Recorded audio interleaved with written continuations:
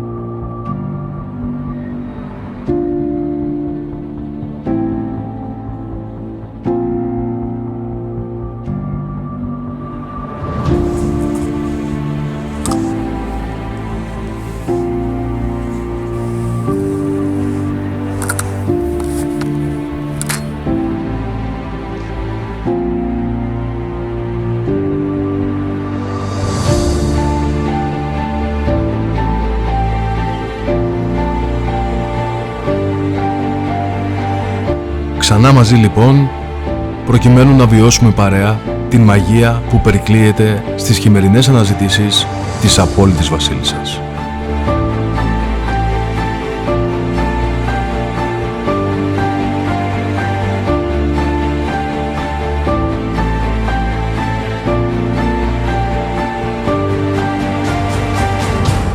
Μιας μαγείας που μόνο ο αυθεντικός μπεκατσοκυνηγός έχει το προτέρημα να βιώσει, περιπλανόμενος στον επίγειο παράδεισο, το δάσος, και αναζητώντας τη μαγική νεράιδα που το κατοικεί, την μπεκάτσα.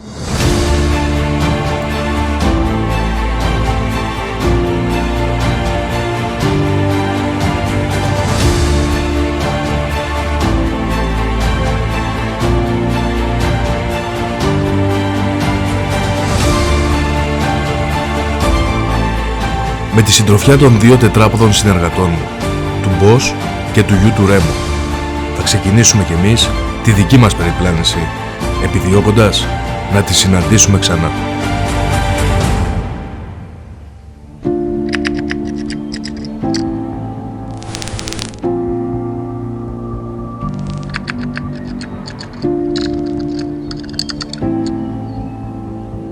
Θα ξεκινήσω λοιπόν με ένα κυνήγι του φετινού Δεκέμβρη. Ενός Δεκέμβρη που μόνο χειμώνα δεν θύμιζε, αφού οι παρατεταμένοι νοτιάδες και οι υψηλές για την εποχή θερμοκρασίες θύμιζαν φθινόπωρο.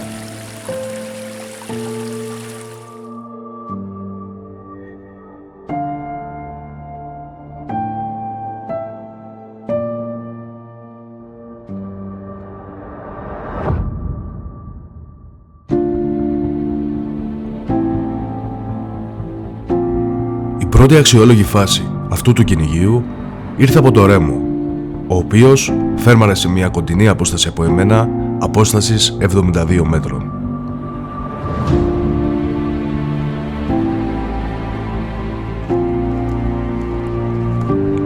Προσεγγίζοντας το σημείο της φέρμας, διαπιστώνω ότι ο μικρός βρίσκεται εντός του πυκνού και ότι δεν μου δίνεται άλλη επιλογή από το να τον προσεγγίσω ακουστικά.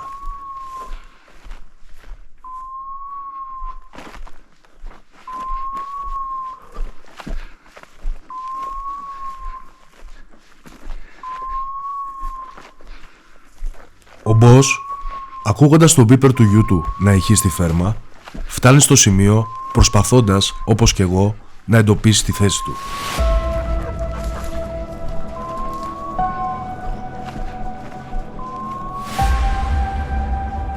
Και καθώς αναζητούμε το Ρέμο,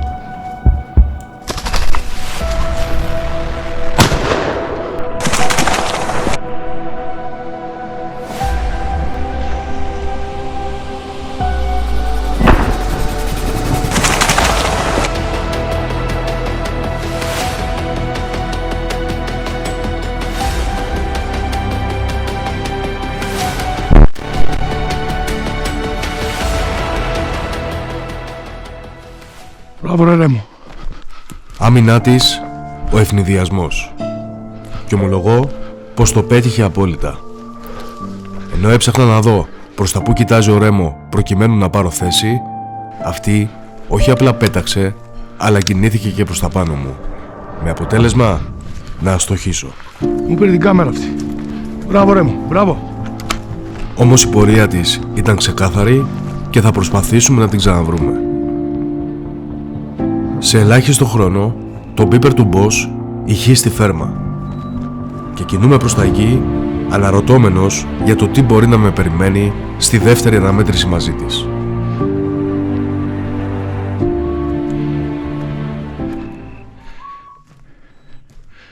Έρχομαι σε οπτική επαφή μαζί του.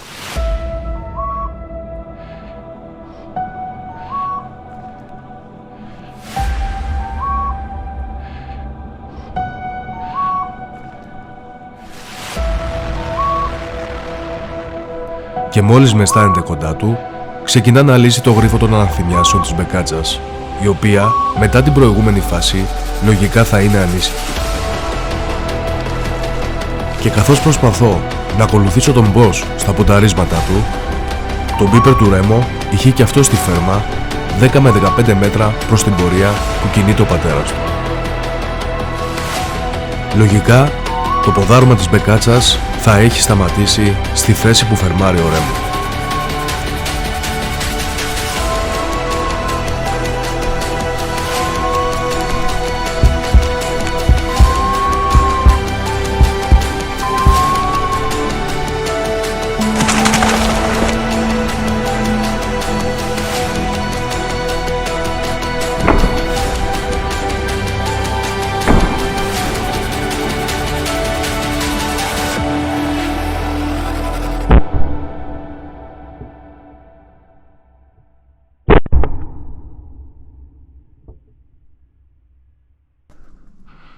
Μπορεί για να την πήρα, Μπράβο ρε Μάρα. Πού είναι, φέρ' το. Μπράβο.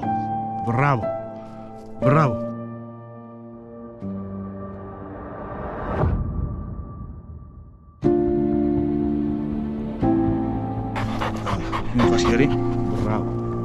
Εσύ τη φερμάρες. Στη δεύτερη, ο Ρέμο την μπλόκαρε. Ωραίο πουλί, ωραία φάση.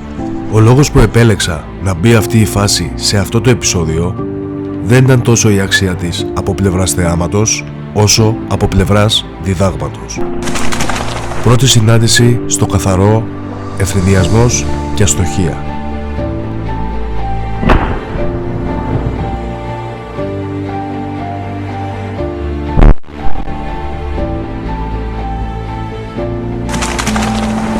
Δεύτερη συνάντηση σε τόπο υπερβολικά πυκνό που πραγματικά πίστευα ότι εκεί μέσα και μόνος δεν είχα καμία ελπίδα και ήρθε η κάρπωση. Άλλη μια απόδειξη ότι στο κυνήγι της βασίλισσας η έννοια της πιθανότητας απλά δεν υπάρχει.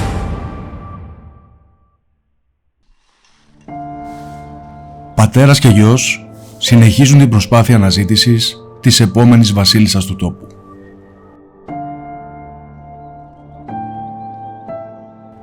Μέχρι που το μπίπερ του Boss ακούγεται στη φέρμα σε απόσταση 85 μέτρων από εμένα.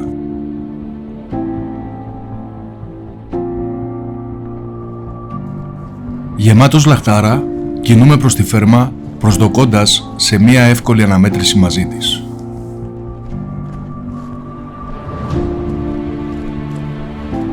Όμως, όπως θα διαπιστώσουμε παρακάτω, η μπεκάτσα και το εύκολο σπάνια συνυπάρχουν.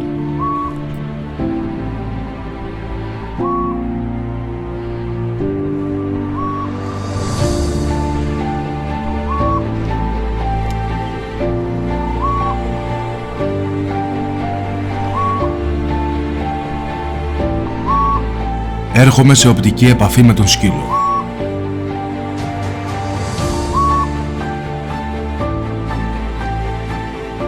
Από την στάση του σώματός του και τη σχετική καθαρότητα του εδάφους, υποθέτω ότι η βασίλισσα δεν βρίσκεται κοντά του. Και παίρνω το ρίσκο να τον προσπεράσω.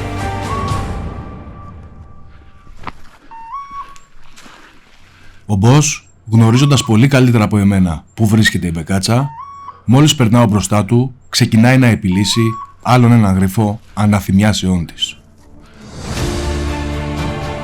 Με το ελαφρύ κούνημα της ουράς του, μου δείχνει ότι η μυρωδιά της μπεκάτσας έχει εξασθενήσει αρκετά. Σίγουρα μας περπατάει μπροστά και μάλιστα με βήμα ταχύ.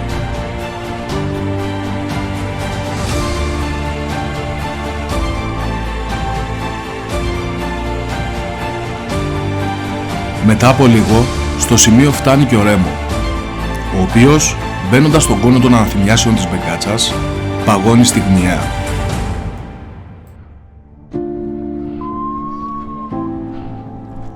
Και συνδράμει με τη σειρά του στην προσπάθεια του πατέρα του να επιλύσει τον γρίφο. Όσο η ένταση της αναθυμίασης αυξάνει, τόσο η ουρά παγώνει και η έκφραση του αθώου και πρόσχαρου Σέτερ μετατρέπεται σε έκφραση αλλουροειδούς που έχει στριμώξει τη λία του. Αυτό το χαρακτηριστικό αυτής της φυλής πραγματικά με σαγηνεύει.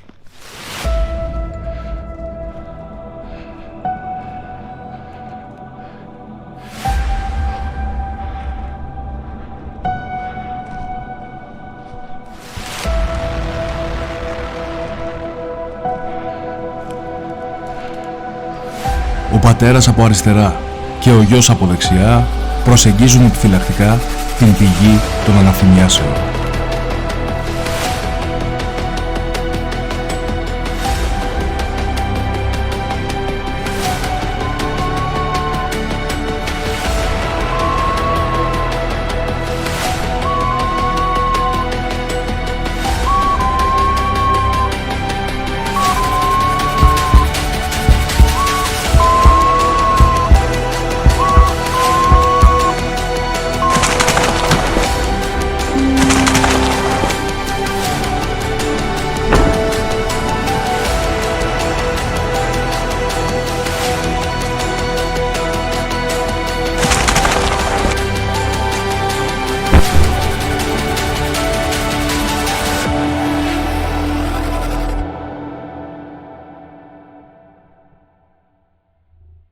Παιχταράδες μου!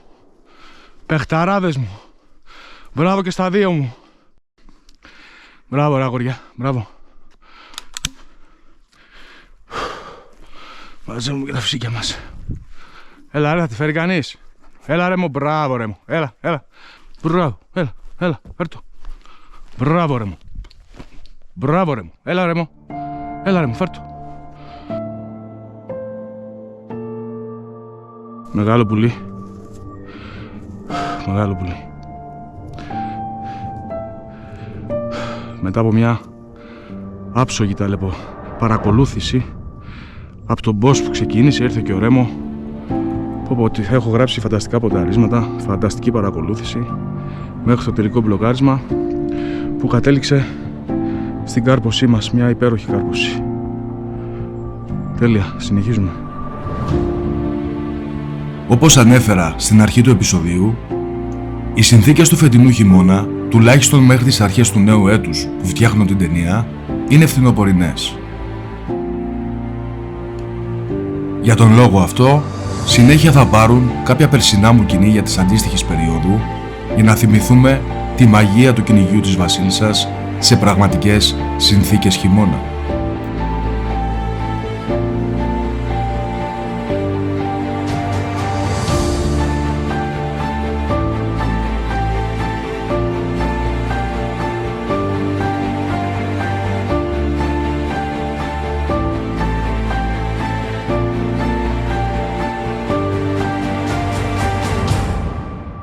Οπότε, με τον Boss, τον Ρέμο και εμένα 1 χρόνο νεότερους, πάμε να αναζητήσουμε τις βασίλισσες του χιονιά.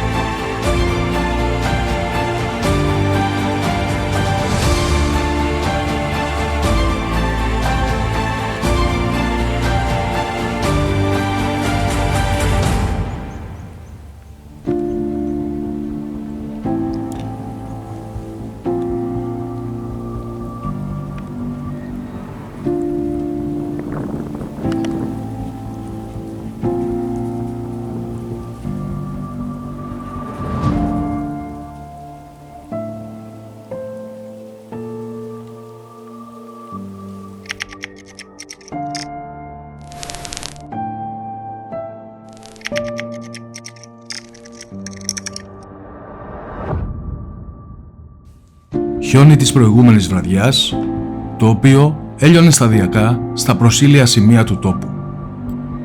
Συνθήκες ιδανικές για την αναζήτηση της βασίλισσας, μιας και λατρεύει τα σημεία όπου λιώνει το χιόνι λόγω της πλούσιας τροφής που της παρέχουν.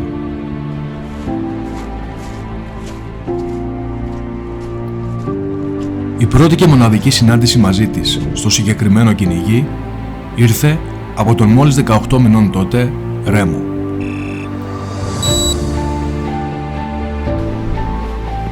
Και ενώ προσεγγίζει το σημείο, ο πατέρας του είναι ήδη εκεί και συνενεί στη φέρμα του σχετικά άπειρου τότε γιού του.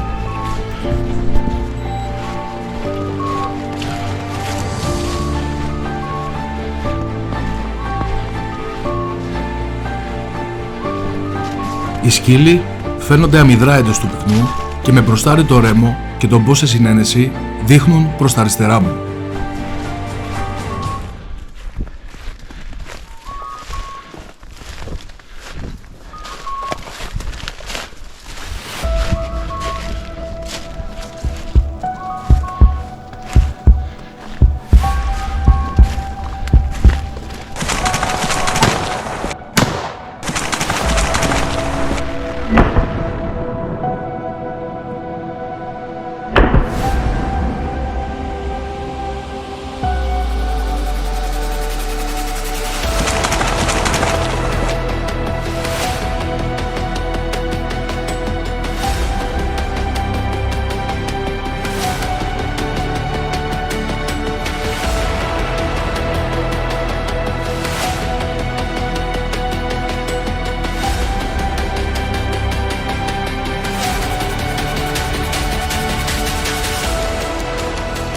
Μπράβο ρε Ρέμο. Ζευγάρι ρε. Μπράβο Boss. Μπράβο, έλα. Μπράβο Boss. Μπράβο. Παρολίγων ντουμπλές. Σε φέρμα του Ρέμου. 2 πουλιά μαζί. Μπράβο ρε Μάκο. Αναμφισβήτητα, το κυνήγι της απόλυτης βασίλισσας ξεχυλίζει από εκπλήξεις. Στην προκειμένη φάση, σε μία από τις πρώτες φέρμες του νεαρού Ρέμο, αντί για μία, περίμεναν 2 βασίλισσες. Και μάλιστα, αν οι κάνοι μου βρίσκονταν 1 εκατοστό χαμηλότερα τη στιγμή που πάτησα τη σκανδάλη, θα καρπονόμουν και τις 2 με μία του φεκιά. Πραγματικά απίστευτο.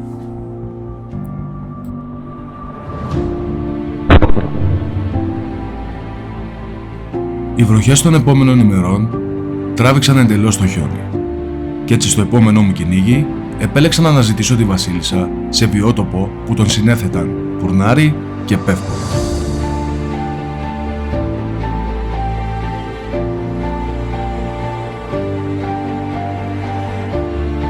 Το κυνήγι πραγματοποιήθηκε με την παρέα του φίλου μου Βασίλη και μιας νεαρής πόιντερ του, η οποία στο συγκεκριμένο χρονικό διάστημα πραγματοποιούσε τα πρώτα της κυνηγητικά βήματα στο κυνήγι της μπεκάτσας.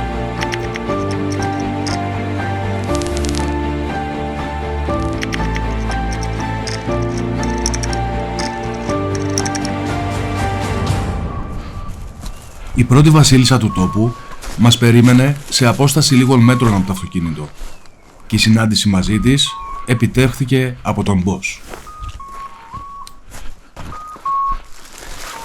Ο Ρέμο με τη σειρά του έχει ήδη φτάσει στο σημείο της φέρμας και συνενεί στον πατέρα του.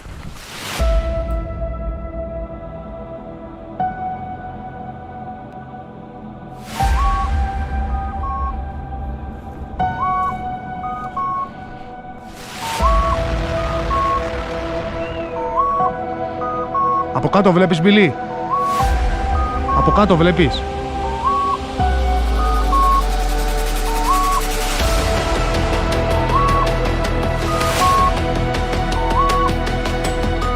Ωραία. Επειδή είμαι ψηλά, πρόσεχε.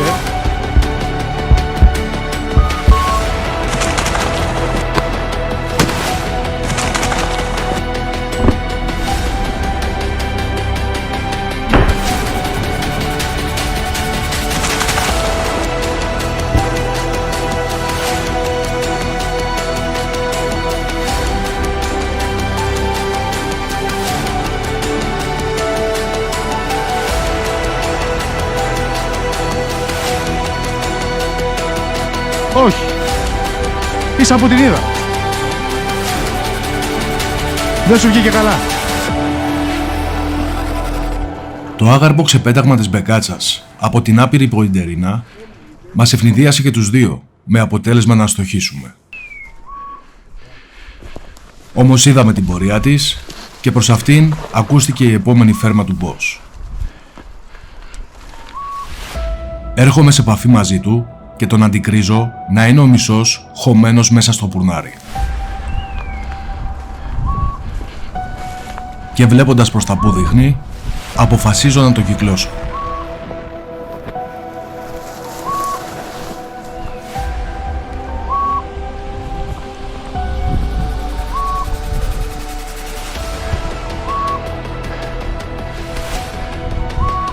Ο Ρέμο απουσιάζει από τη φάση, ενώ μετά από λίγο φτάνουν στο σημείο ο Βασίλης με τη νεαρή πόιντερ. Μπίλε, ένα στο σκύλο.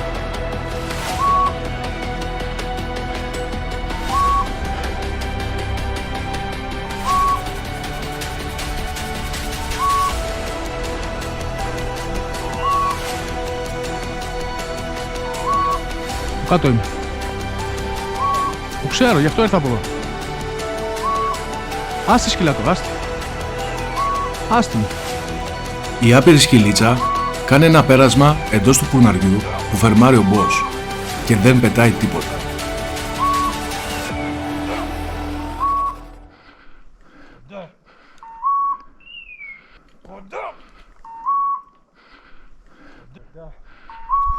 Πετάω πέτρα.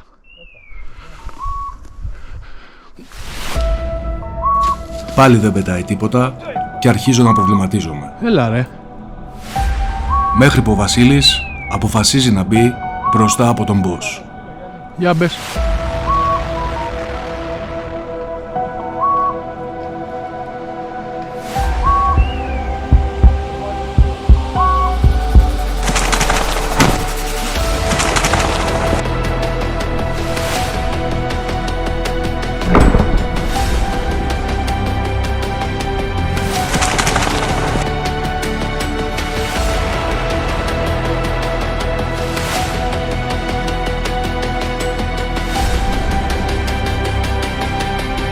Ωρε, μπράβο ρε. Μπράβο ρε Μποσάρα. Την πήρα, ναι. Τι σκύλα την έχει. Έλα, boss. Έλα, αγόρι μου, έλα. Γράψουμε ένα ωραίο πλάνο. Η πρώτη ημέρα. Φίλε, δεν άνοιξε. Το φωκιά δεν άνοιξε. Εξεπαφίσει ήταν το φωκιά. Και δέχτηκε. Παρότι είναι το δεύτερο σήκωμα, δέχτηκε μεγάλη φέρμα. Μπορεί να είναι κι άλλο πουλί. Νομίζω, η πορεία της είναι. Από αυτήν την υπόθεση του Βασίλη προκύπτει άλλο ένα δίδαγμα. Στο πλάνο φαίνεται καθαρά ότι το πουλί έχει τραυματιστεί από την προηγούμενη φάση. Παρόλα αυτά, συνέχισε μία πορεία 300 περίπου μέτρων, δείχνοντάς μας ότι οι τουφεκές μας δεν την κατέβαλαν. Και αυτό αποτελεί άλλη μια απόδειξη κατάρρευσης του μύθου ότι η μπεκάτσα και με ένα σκάι πέφτει. Είμαστε πολύ τυχεροί που την ξαναβρήκαμε, γιατί λογικά αυτό το πουλί δεν θα επιβίωνε. Η επόμενη συνάντηση της ημέρας ήρθε από τον απόντα της προηγούμενης φάσης, τον Ρέμο. Τόσο εμείς, όσο και ο Μπος με την Ποιντερίνα, ακούγοντας τον μπίπερ του μικρού να ηχεί στη φέρμα, προσεγγίζουμε το σημείο.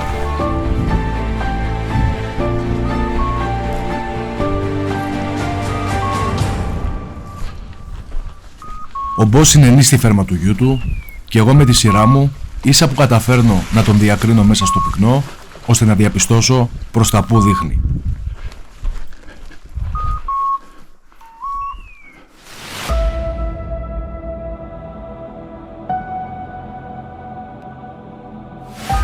Φερμάρε εδώ, κάτσε εκεί γιατί δείχνει προς τα εκεί.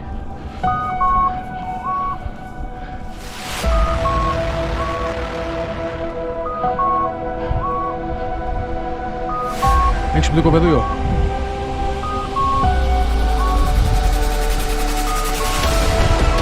Να ρίξω πέτρα.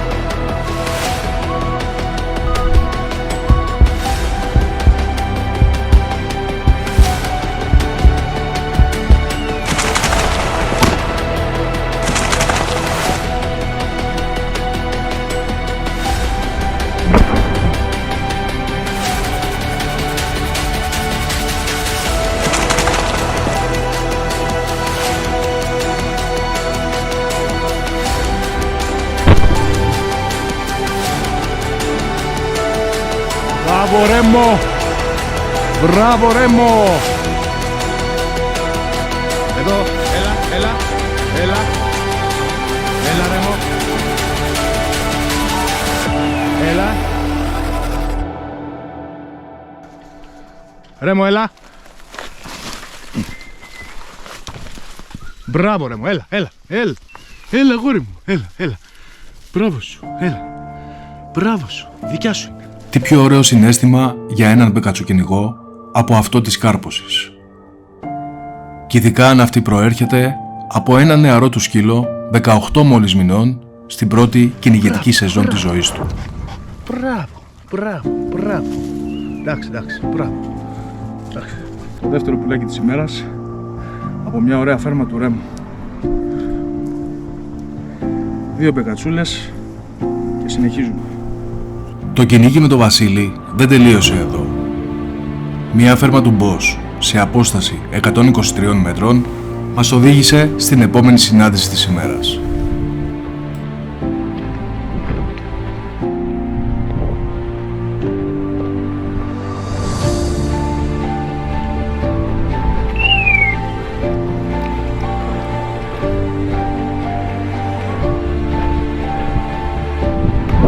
Ο Μπος βρίσκεται εντός του πουρναριού που δείχνει ο Βασίλης.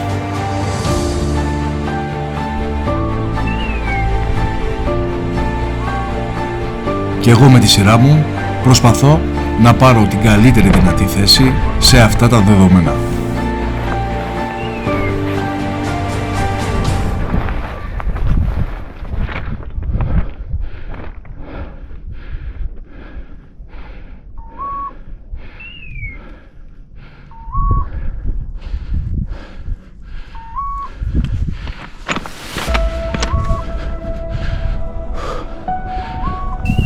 Λίγο αργότερα, στο σημείο φτάνει και ο Ρέμο, ο οποίος συνενεί στον πατέρα του.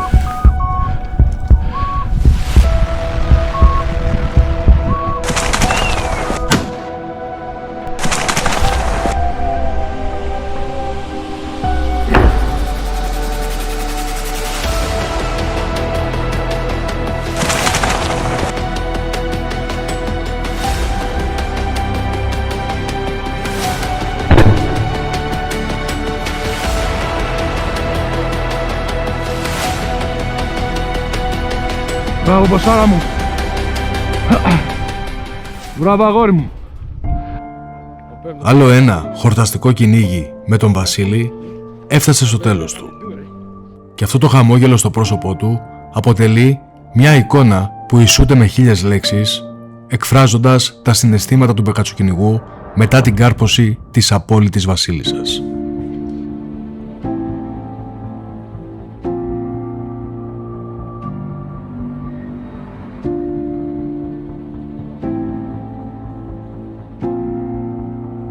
Επιστροφή στο 2022 και τον φθινοπορεινό χειμώνα του.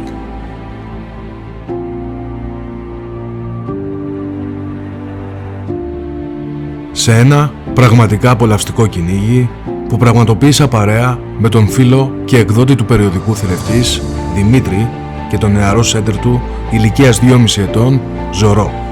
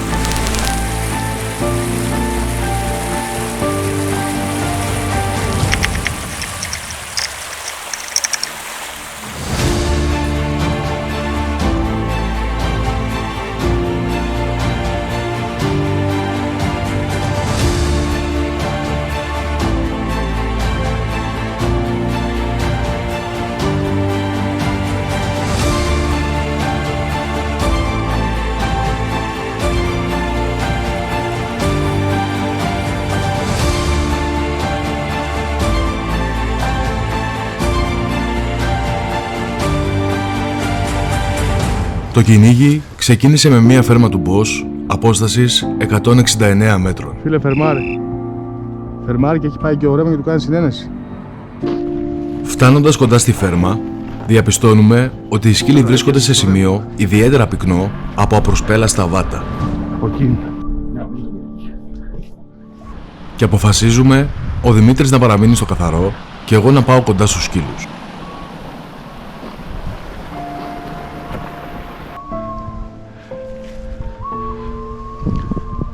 Δημήτρη, αν έχει πέτρα, πέτα ρε. Οι σκύλοι βρίσκονται εκεί που δείχνω με τα βέλη.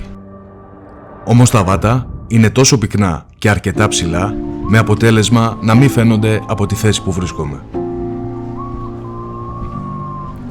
Ο Δημήτρης έριξε την πρώτη πέτρα και δεν πέταξε τίποτα. Πετάω εγώ. Ρίχνω και δεύτερη. Πάλι δεν πετάει τίποτα και με τη σιγουριά που μου εξασφαλίζει η θέση του Δημήτρη εκτός του πυκνού, παίρνω την απόφαση να πάω πιο κοντά στους σκύλους. Μιτσό! Ίσως stand-by, πάω στη φέρμα. Καταφέρνω και διακρίνω τον Bosch μέσα στο πυκνό. Ο Ρέμο βρίσκεται αντικριστά από τον πατέρα του δείχνοντας προς αυτόν και ο Ζωρό με τον μπίπερ κλειστό συνενεί λίγα μέτρα πιο πίσω. Έχω φτάσει σχεδόν ανάμεσα από τους σκύλους. Ο Bosch ποντάρει για μισό βήμα και ξαναμένει ακίνητος με μεγαλύτερη ένταση στη φέρμα του. Λογικά η βασίλισσα βρίσκεται μπροστά του, μόνο που δεν λέει να πετάξει. Κοιτάζουνε ο ένας τον άλλο, αλλά υπάρχει ένταση.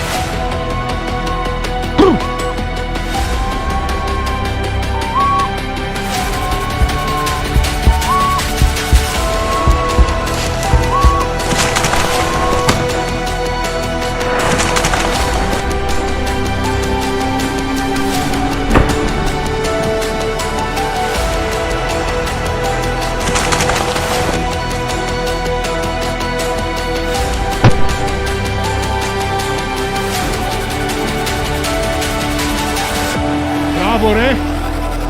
Ρε φίλε, τι πάτωμα ήταν αυτό. Την πήρα, Μίτσο. Μπράβο, μπράβο. Μπράβο, πως. Πού είναι ρε.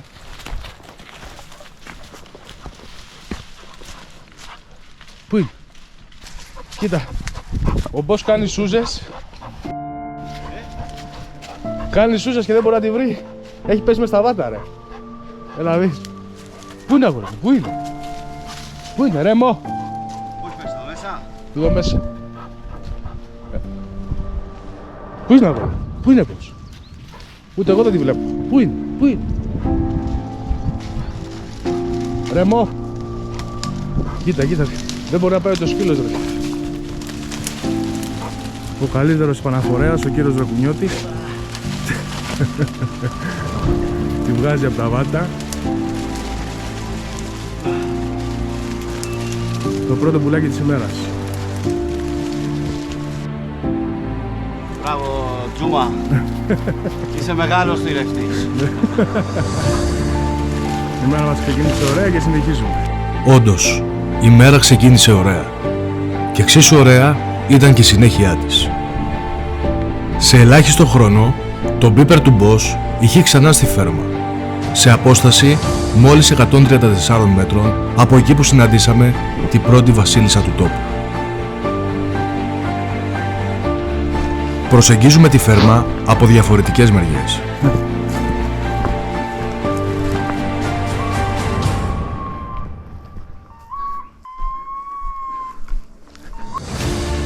Ο Boss βρίσκεται εντός του πυκνού, όπως και ο Ζωρό, ο οποίος βρίσκεται λίγα μέτρα πιο πίσω και συνενεί στη φέρμα του. Ο Δημήτρης που έφτασε πρώτος κοντά τους, μου δείχνει χαρακτηριστικά που βρίσκεται ο Boss και προς τα που δείχνει. Πάμε, περάσω πέρα. Α, περνάει.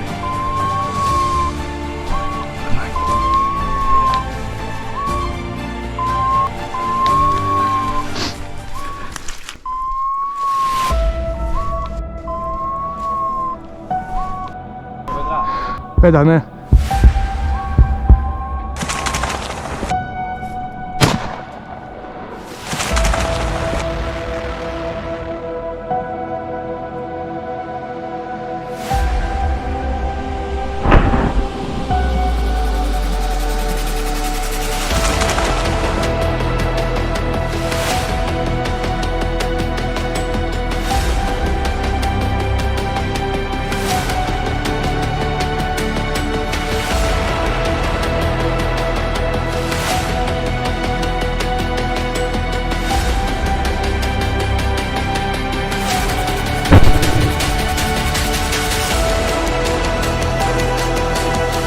Μπράβο ρε Ποσάρα. Μπράβο αγόρι μου. Δώσε. Μπράβο.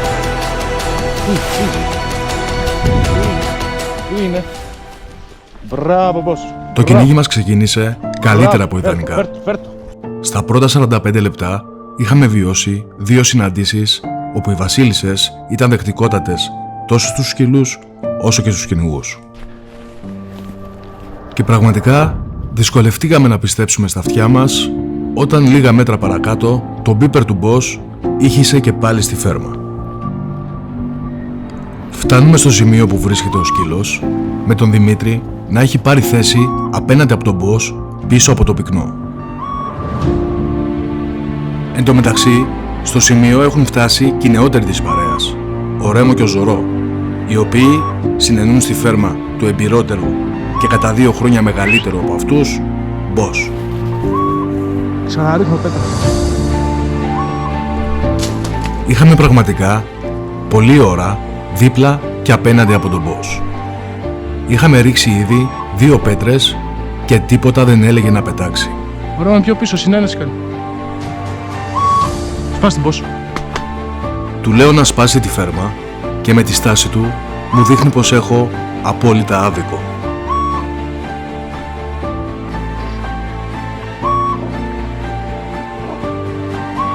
Βλέπε μην είναι κανένας λαγός, Και αποφασίζω να περάσω μπροστά από τον Boss. Πάω στο σκύλο, έχει το νου σου, Δεν μπορώ να το φαγήσω.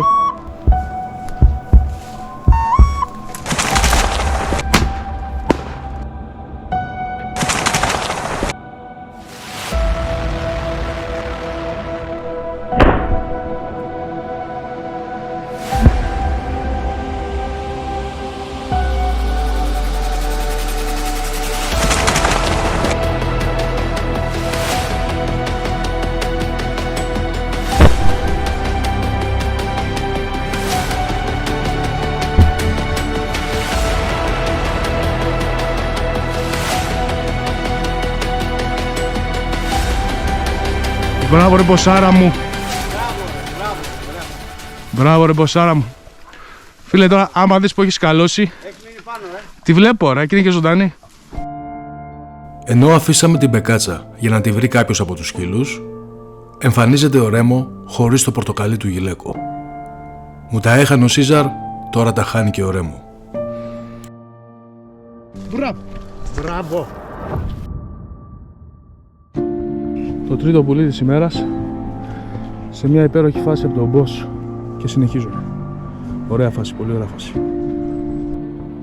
Η επόμενη συνάντηση της ημέρας δεν άργησε να έρθει και ήρθε πάλι από τον boss σε απόσταση 197 μέτρων από εμάς. 97 μέτρα. Όπως την προηγούμενη, έτσι και σε αυτή τη φάση, με τον Δημήτρη κινηθήκαμε κατέρωθεν του σημείου της φέρμας, κλείνοντάς το υποδειγματικά. Ο boss βρίσκεται εντός του πυκνού και υπολογίζω ακουστικά τη θέση του στο σημείο που δείχνω με το βέλος.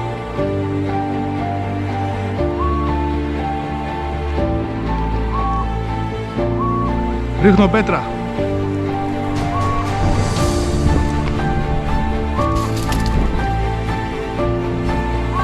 Ξαναρίχνω.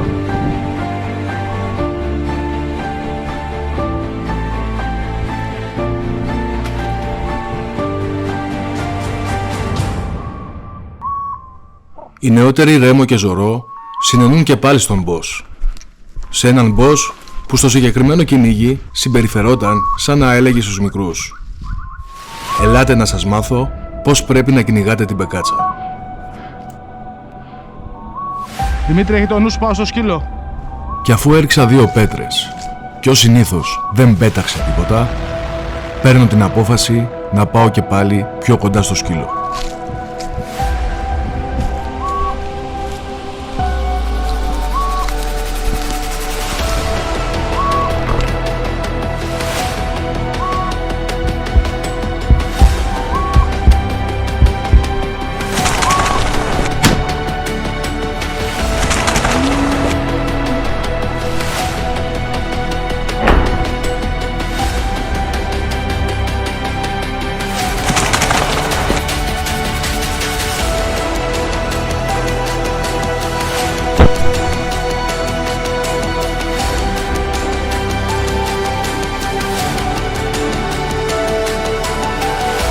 Μπράβο ρε αγόρι μου.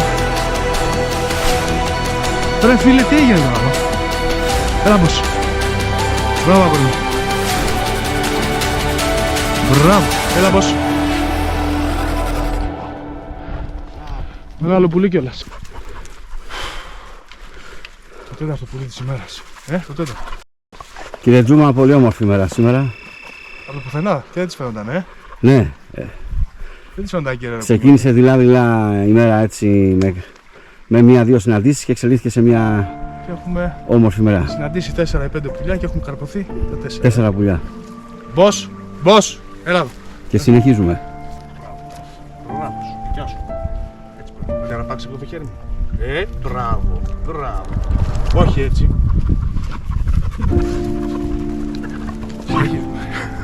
Έχοντας καρποθεί 4 βασίλισσες και νιώθοντας υπερπλήρης, πήραμε την απόφαση επιστροφής στο αυτοκίνητο. Όμως οι νεαροί Ζωρό και Ρέμο δεν συμφώνησαν μαζί μας και μας οδήγησαν στην επόμενη ιδιαίτερα πονηρή και ανήσυχη βασίλισσα του τόπου.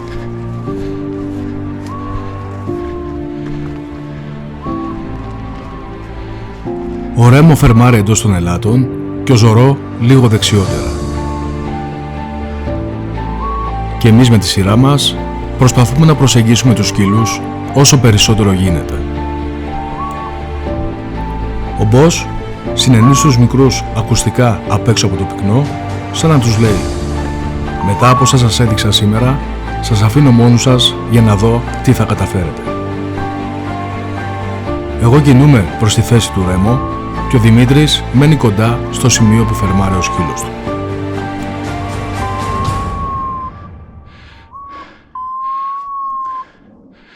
Δημήτρη, προς τα έξω κοιτάει.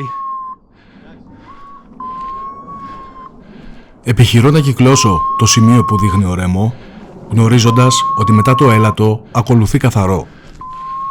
Κι αυτός αφήνει τη θέση του και ξαναφερμάρει λίγα μέτρα παρακάτω και εντός του πυκνού.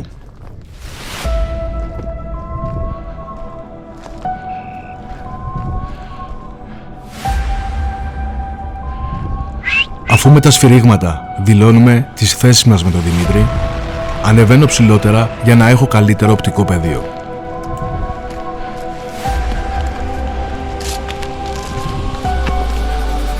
Η θέα που έχω από αυτό το σημείο είναι απλά υπέροχη. Ο Ζωρό φερμάρει στα αριστερά μου και ο λόγος που δεν ακούγεται τον μπίπερ είναι γιατί ο Δημήτρης, όταν έρθει σε οπτική επαφή μαζί του, το απενεργοποιεί με τον τηλεχειρισμό που διαθέτει. Ο Ρέμο φερμάρει κάποια μέτρα πιο δεξιά.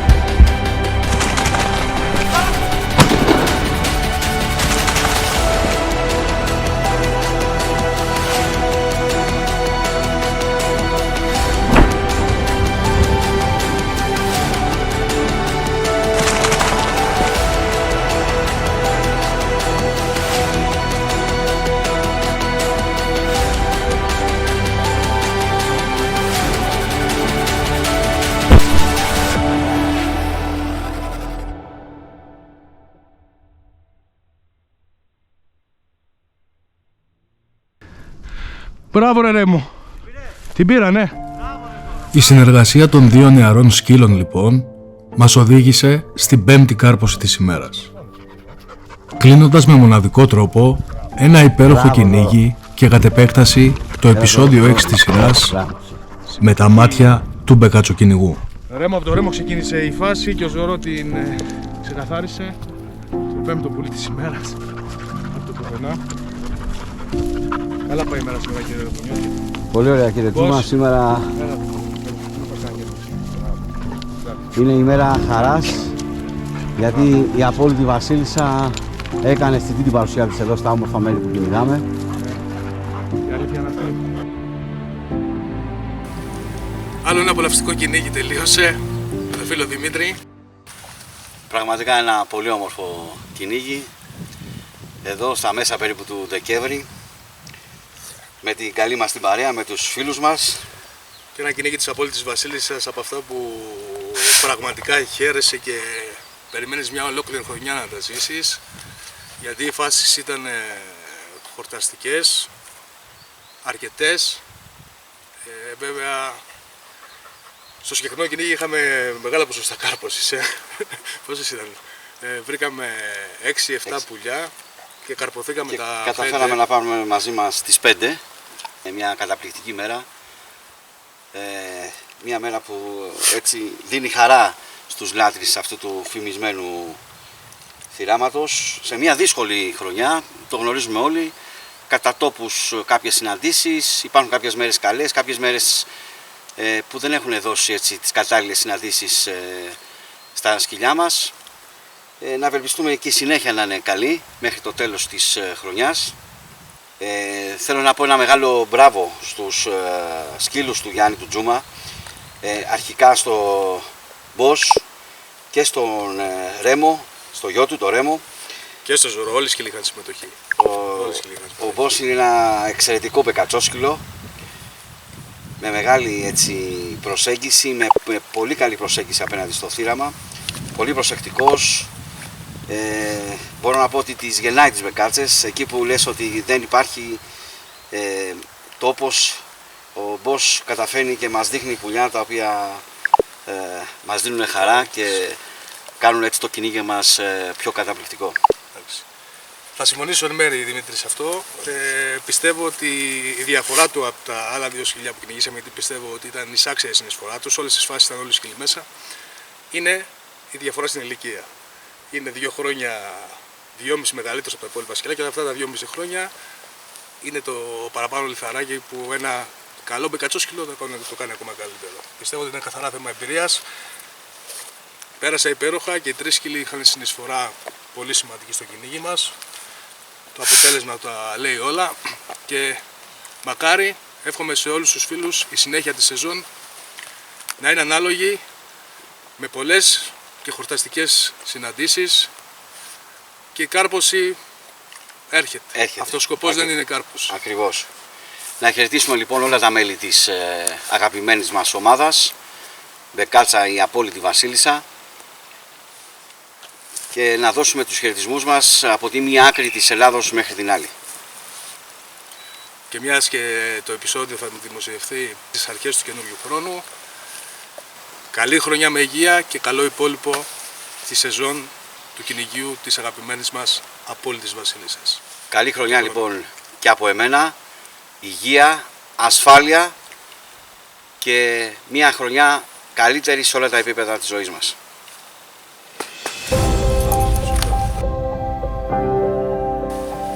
Αγόρια, μωρό, αγόρια, της παιδαράκας.